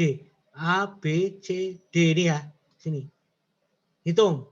Ternyata 3 dari ternyata 5, benar nggak? 1 tambah 3, 4, 5. Sama kan dengan hitungan kita? Kalau Anda belajar nanti di rumah, Anda ngerjain dulu ya manualnya. Baru kemudian Anda nyoba pakai ini. Jangan langsung. Keren kan? Sudah ada visualnya. Tapi Anda bisa ngitung ini ya. Atau pakai Excel-nya juga bisa, ini Excelin aja tadi. Ini juga bisa pakai Excelin aja. Berupa Excel, hitungan rumusnya. Oke, jadi jalurnya seperti itu. Jadi Anda bisa bayangkan, kalau saya dari A, misalnya di UKDW mau menuju ke mana tadi? Malioboro-Mall. Misalnya Malioboro-Mall-nya itu D. Maka lewat mana sih? Oke, ternyata jalurnya 4. D itu 5, sorry. Oh, ternyata 5. Bayangkan aja ini jalan kemana sampai Malioboro Mall. Gitu ya. Oke, sudah. Terus saya lanjutkan. Ini adalah yang lain. Kalau ini adalah directed ya. Jadi ada panahnya, ada arahnya. Jadi kalau ada arahnya tidak bisa sembarangan. Nah, Anda bisa lihat adjacency-nya ya. A ke A 0, A ke B 6. A ke C 0, A ke C kan nggak ada tuh, lihat. Lihat ya, A ke C nggak ada ya, karena panahnya C ke A ya. Ini A ke C 0 ya. A ke C 0, tapi C ke A ada 2 nih. Lihat, A ke C 0, A ke C 0, tidak ada soalnya. Dan seterusnya. Ya, ini hanya menggambarkan apa namanya? Bobotnya. Tapi kalau distance-nya itu pakai ini. Pakai apa namanya? Tak terhingga ini.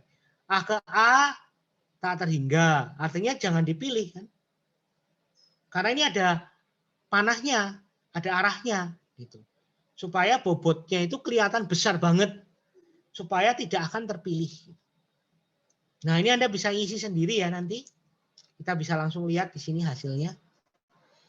S ke S 0 ya. S ke S kan ini startnya ya. Ini start. S ke S 0. Terus kemudian S ke A. S ke A 3 ya. Mulai startnya dari S. S ke B tidak ada ya. S ke B tidak ada jalur langsung. Maka infinity. S ke C 2. S ke D infinity. Tidak ada jalur langsung. S ke E tidak ada jalur langsung. S ke F ada 6. Terus kita pilih yang paling kecil. Mana? Yang paling kecil adalah 0. Ini ya. Terus yang berikutnya adalah 2 ya. Nih. Berarti ini sudah. Terus ini yang jadi start berikutnya. Oke, jadi 2 berikutnya berarti ke C. S ke C. Nah ini ya. Jalurnya kayak gini. Oke, terus kemudian dari C kemana? Dari C ke A. Dari C ke A.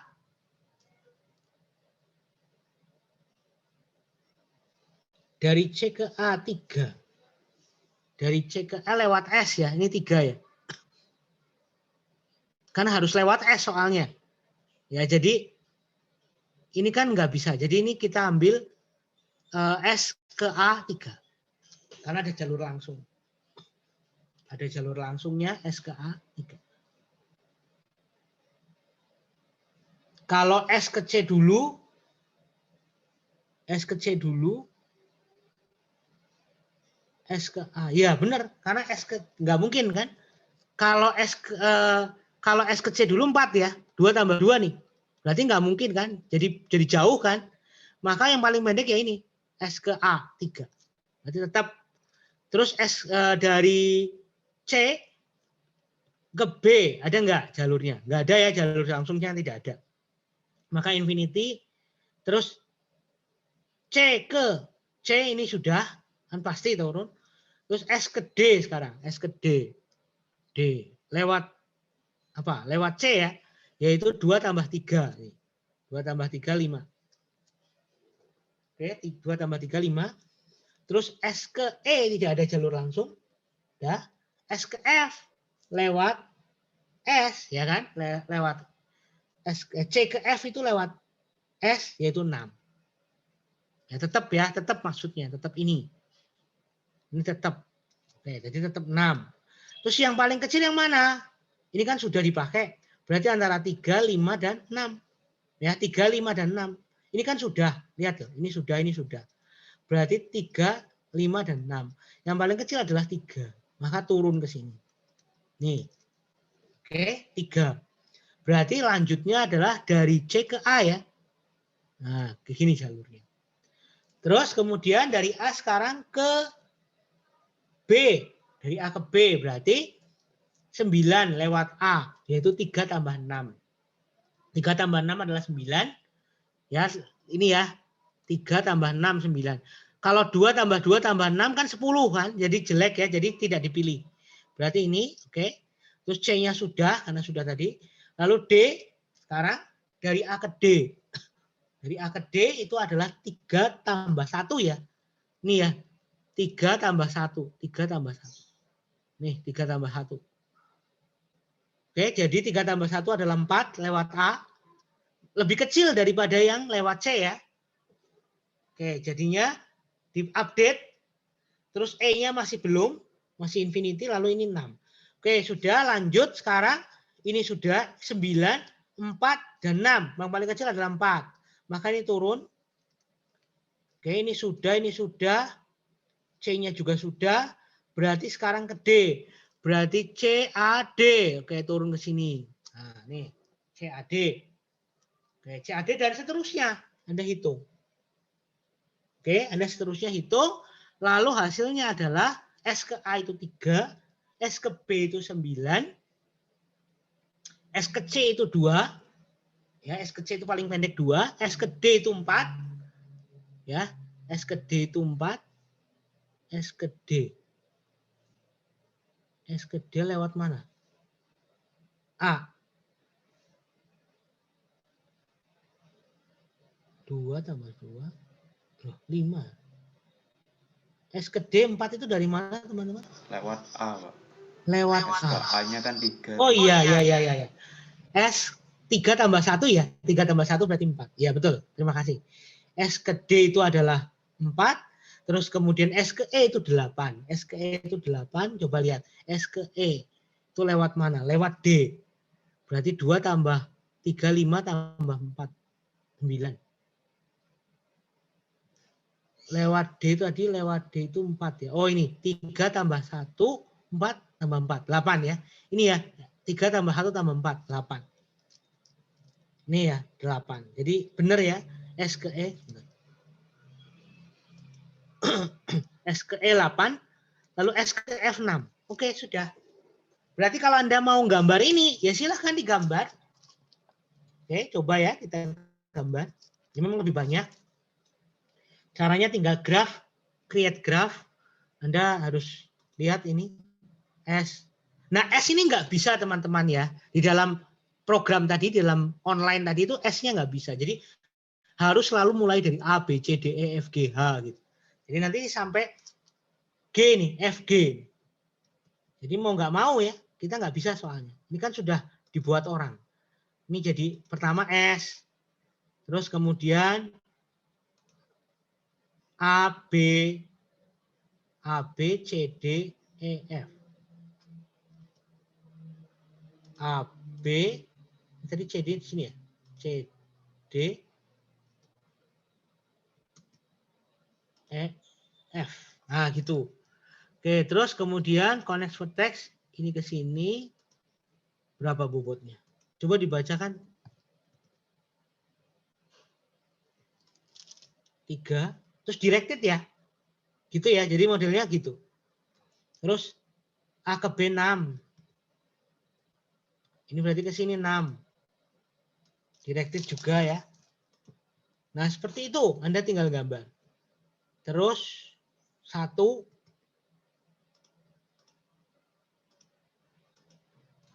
Terus 62. 62.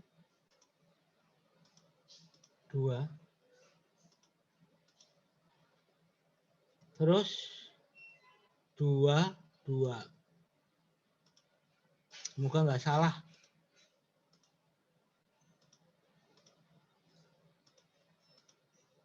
Terus 34.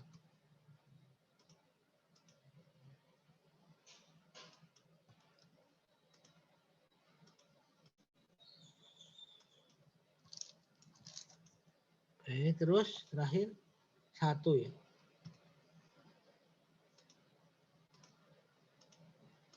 Oke, sudah benar belum? Sudah ya. Semoga. Nanti kalau salah tolong misalnya dari ini ke sini. Nanti dia ngitung. Oh, benar nggak? 5. Dari S ke apa ini? Ini S ke mana? S ke E 5. Berapa tadi? Kok 5? 8. S ke E 8, benar nggak? 8 ya. Ini S ke E itu 8. 3 tambah 1, 4 tambah 4, 8. Benar ya? Hitungan kita juga betul. Terus misalnya yang jauh lagi S ke D atau S ke B. S ke B coba. Ini remove S. Aduh salah. Andunya nggak ada lagi. Andu ada. Untunglah. Hebat nih. Ke B itu mana? B itu sini ya.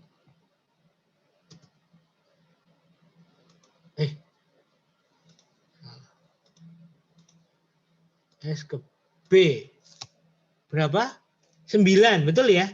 3 tambahan 6. Oke, kayak gitu teman-teman. Ini kalau Anda mau lihat adjacency matriknya ini adjacency matriknya. Terus ini Anda bisa lihat incidence matriknya. Terus kemudian Anda bisa lihat distance matriknya. Dan lain-lain Anda bisa Anda bisa bisa pilih algoritma yang lain ya, graph coloring. Nah, ini bisa diwarnai nih. Arrange the graph. Nah, bisa diubah-ubah. Minimum spanning tree. Ada Eulerian dan sebagainya, banyak sekali. Oke, seperti itu. Terus contoh ketiga ini adalah negative weight. Negative weight ini tidak bisa dilakukan ya di dalam Dijkstra. Kenapa? Kita lihat ya. Kalau ada jalur seperti ini contohnya. Ada negatifnya. Ini ada panahnya ya, ada directed graph-nya ya. Berarti A ke B itu jelas 5 ya, sudah jelas.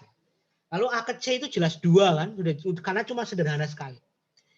Terus kemudian karena kita sudah tahu bahwa A ini kan pilihannya kan berarti 5 sama 2. Berarti pasti milih C kan? Gini ya. C ke B itu tidak bisa, lihat. C ke B itu tidak bisa. Berarti ini istilahnya tidak dihitung ya. Oke, tidak dihitung. Karena ini ada panahnya, ada directednya. Nah, terus karena ini sudah, berarti berikutnya kan B. B itu 5 tetap. Berarti artinya A ke B itu 5, A ke C itu 2. Tinggal itu kan pilihannya. Padahal kalau Anda hitung, harusnya A ke C itu berapa, teman-teman?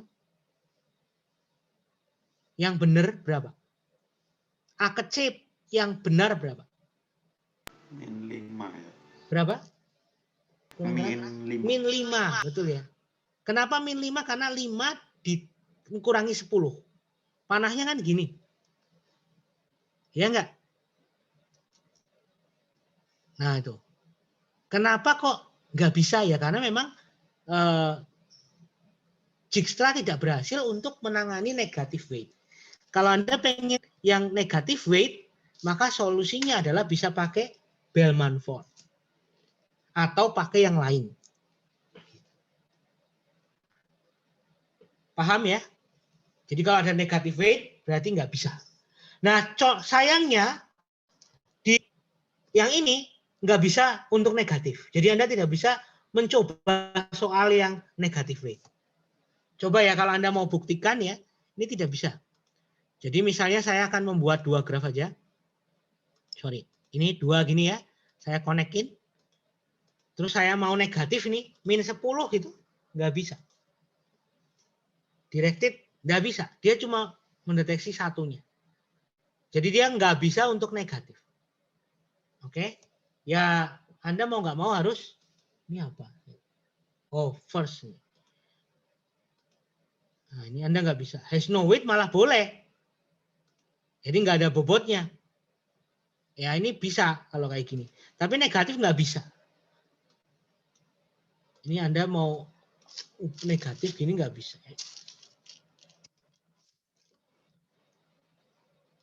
Nah, nggak bisa ya. Seperti itu. Lalu kalau cycle bisa nggak?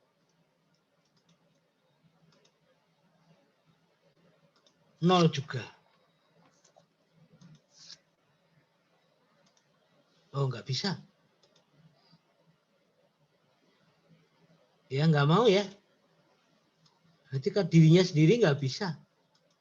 1 ke 1 juga nggak bisa. Oh nggak bisa. Dia tidak bisa untuk cycle juga nih. Berarti ada kelemahannya ya.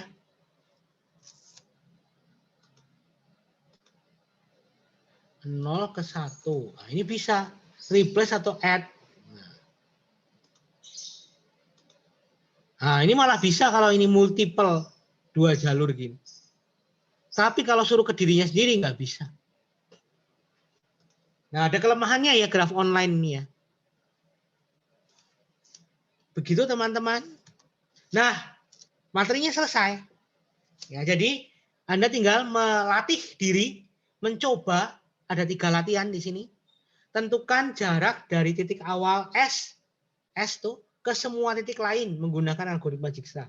Tolong Anda sudah diberi graf online, jangan langsung pakai graf online. Ya, jangan langsung pakai graf online. Dihitung dulu apa gunanya kalau sudah ada hasilnya ya. Apa gunanya? Artinya Anda tidak bisa karena Anda cuma males. Jadi tolong dicoba dulu untuk pakai manual, nggak usah pakai coding toh. Tinggal Anda coba manual dulu, hasilnya benar nggak? Nah, baru Anda buat di graf online. Gitu ya. Saya nggak tahu di kelas lain apakah diajarkan graf online karena saya menemukan ya. Jadi mungkin kelasnya dosen lain mungkin ada yang nggak tahu mungkin dengan tool itu gitu ya. Tapi kalau saya karena saya menemukan, saya share ke kalian semua, itu bisa membantu kalian dalam belajar, bukan membantu kalian dalam menjawab. Beda. Membantu dalam belajar itu artinya Anda sudah ngerjain dulu, baru dicocokin dengan jawabannya. Bukan asal jawab. Terus yang kedua ini tentukan jarak dari titik awal A ke semua titik lainnya. Sama ya. Bedanya kalau yang tadi tidak berarah, ini berarah juga, ini juga berarah ya. Sama berarti. Cuma soalnya beda. Terus kemudian tentukan jarak titik awal A ke semua titik lain. Ini juga sama ya, cuma beda bentuk grafnya. Terus, nah yang latihan terakhir ini adalah yang ada bobot negatifnya. Nah nanti tolong Anda coba pakai algoritma graf, buktikan bahwa algoritma graf gagal dalam menghitung jarak minimal A ke F. Mungkin di praktikum juga akan dicoba dihitung ulang kali, saya nggak tahu. Dan di di Moodle, di LMS Moodle itu sudah saya upload juga Excel-nya yang di Excelin aja tadi. Ya, jadi sudah saya upload juga simulasi Dijkstra dengan menggunakan Excel dan Anda bisa ngitung juga dengan Excel itu. Ya, jadi ada banyak jalan menuju ke Roma ya. Jadi ada banyak jalan untuk belajar. Anda bisa cari di internet gitu ya, dengan zaman sekarang itu sangat mudah. Tapi bukan menjadi jawaban, tapi menjadi sarana untuk mencocokkan jawaban. Bukan untuk menjawab. Intinya bukan pada hasilnya ya, karena ini sudah jelas kalau Anda pakai kalkulator Dijkstra itu pasti benar. Ya, permasalahannya adalah Anda menguasai nggak Dijkstra. Mungkin dari saya seperti itu dulu teman-teman. Minggu depan jangan lupa, minggu depan perhatikan. Minggu depan itu materi terakhir kita ya. Ada tes kecil 2 yang materinya adalah dari awal sampai dengan minggu ke hari ini, minggu ke-13. Jadi materinya adalah sampai dengan Dijkstra. Tes kecil 2 ya. Materinya semua, Ding. materinya semua karena dikerjakannya adalah hari itu juga. Jadi hari itu juga, hari Senin depan dari jam 00 sampai dengan jam 23.59 teman-teman. Ya, jadi dari jam 00 sampai dengan jam 23.59 hari Senin depan tanggal 31 kalau nggak salah, 31 Mei 2021. Soalnya saya lupa berapa tapi waktunya 1 jam. Jadi lama ya dibandingkan dengan biasanya, PR biasanya. Terus waktunya dari jam 00 dibuka sampai dengan jam 23.59. Kalau biasanya hari Jumat sampai hari Minggu, ini tes kecil jadi harus dikerjain pada hari Senin itu juga. Materinya sampai dengan pertemuan ke-14 karena bisa dikerjakan setelah kuliah. Gitu ya. Nah, terus minggu depan masih ada materi satu lagi yaitu analisis algoritma, materi terakhir sebelum ujian akhir semester. Ada pertanyaan sampai di sini?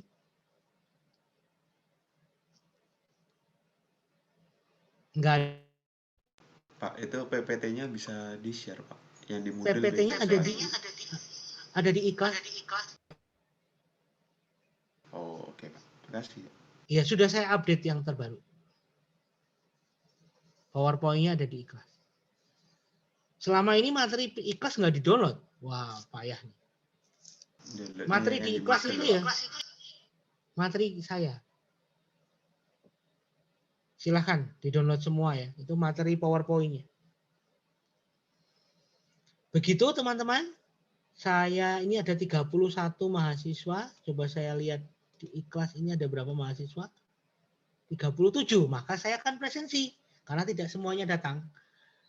Oke. Silahkan dinyalakan mikrofonnya. Bentar, saya refresh dulu ya. Siapa yang presensinya nitip, saya akan lihat. Bentar, refresh presensi itu lambat. Oke. Lydia Angka ada? Nggak ada ya? Bentar. Terus, Nicholas Gabrian ada? Hadir, Pak. Oke. Satrio Aji ada? Satrio Aji? Halo. Oh, Halo, Pak. Oke. Sebentar, saya lihat Satrio Aji. Oke. Terus, Edwin Mahendra ada? Ini, Pak. Oke. Enrico ada? Ya, Pak. Oke. Immanuel Joy ada? Hadir, Pak. Oke. Ivana Florencia ada? Ada. Oke. Yohanes Baptista ada? Hadir, Pak. Mana?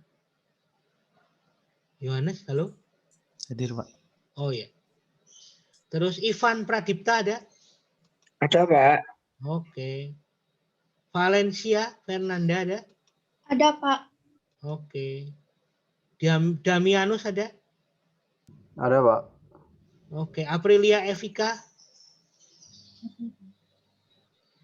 Aprilia? April. Ada harusnya. Halo, April?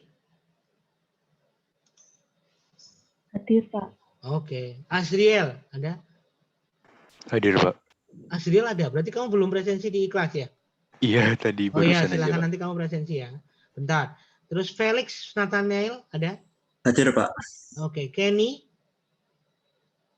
Hadir, Kenny Pak. Vander. Oke. Maverick?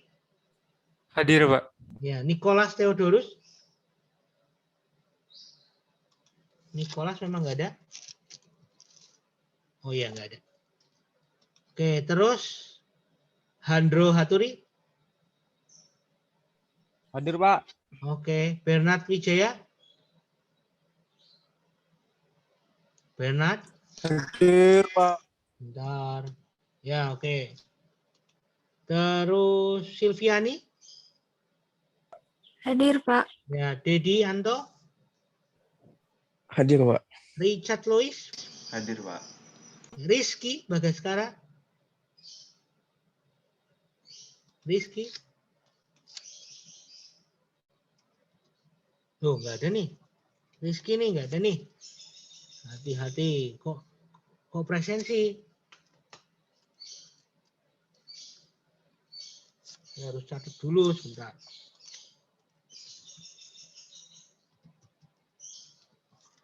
Oke, terus Theodorus Widya. Enggak ada ya. Augusta Clarissa. Hadir, Pak. Ada. Airel Aristo. Airel. Hadir, Pak. Oke. Untung Mangkunegara. Halo, Pak. Ada. Fernandes. Enggak ada. Satria Dinata. Ada ya. Raffi.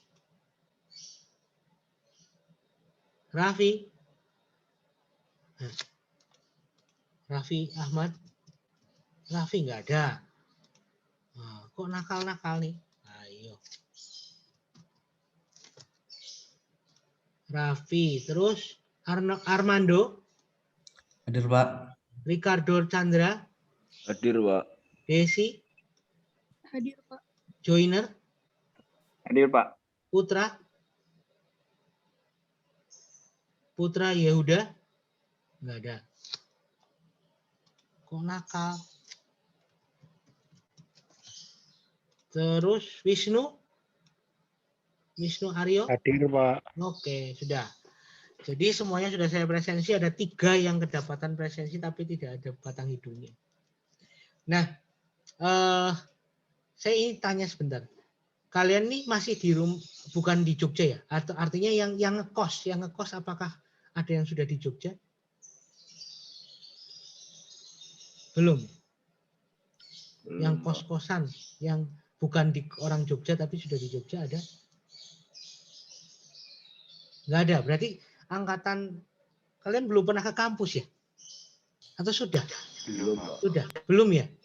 Nah, Kalau yang di Jogja sih udah, Pak. ya kalian di Jogja sudah betul. Yang belum berarti banyak yang belum ya. Nah ini mungkin persiapan. Saya nggak tahu ya, tapi kemungkinan ada isu begitu ya. Isu bahwa mungkin semester depan ini akan mulai. Ya, mungkin akan mulai offline. Nah nanti tunggu pengumuman resminya karena masih belum. Tapi kalau dari Kemenristek-Dikti itu sudah pengennya offline. Jadi siap-siap mungkin kan kalau belum punya kos kan berarti harus siap-siap ya karena kos-kosannya belum punya. Nah, itu perlu dipikirkan. Tapi siap-siap saja. Tunggu pengumuman resmi dari universitas. Terus berikutnya ujian berarti nanti terakhir ujian akhir itu nanti pakai Moodle ya seperti biasa dan untuk nilai-nilai kalau ada yang mau konfirmasi ke saya, protes-protes atau apapun, silahkan hubungi saya lewat Telegram. Saya akan usahakan untuk membalas dan akan mencocokkan dulu, ngecek dulu gitu. Tapi nanti kalau memang saya yang salah, saya akan update.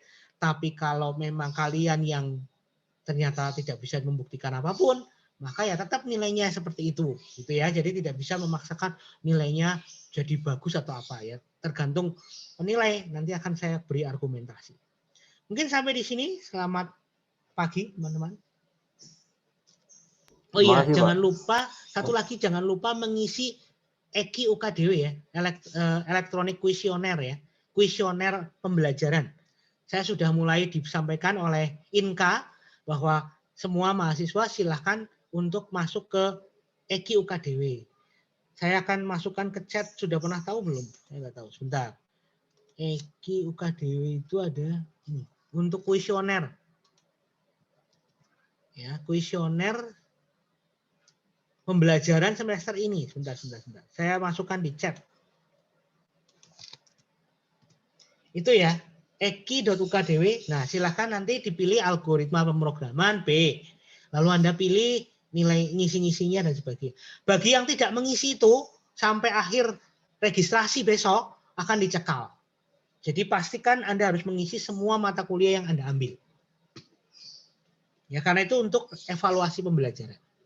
Untuk praktikum juga sama untuk semuanya. Oke, silahkan itu diklik, dicoba dilihat untuk diisi kuesionernya. Sudah mulai apa belum saya nggak tahu, tapi yang pasti sudah mendekati minggu akhir-akhir ini sudah bisa ngisi nih. Ya. Oke, seperti itu saya stop recordingnya.